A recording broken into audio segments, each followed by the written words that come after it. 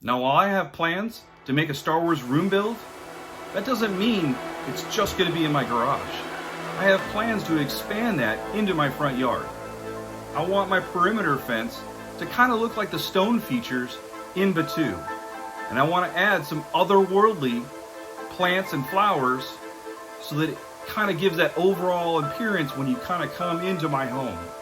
And so I learned a trick with the iPhone that helps you identify what plants and flowers they're using in Disneyland and Galaxies Edge.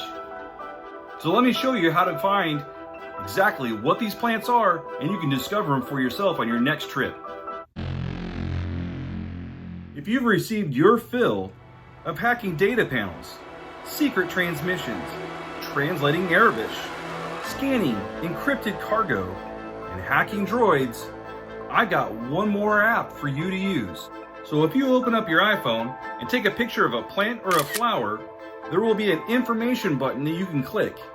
You select on it and it'll give you information about where it comes from.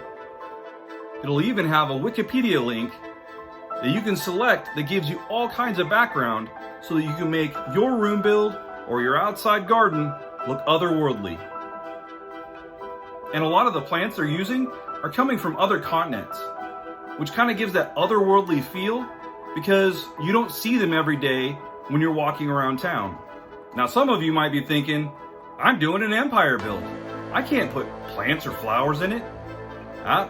Andor has opened up the door for plants. That's right. And I've left a link for you to go to Ron's build.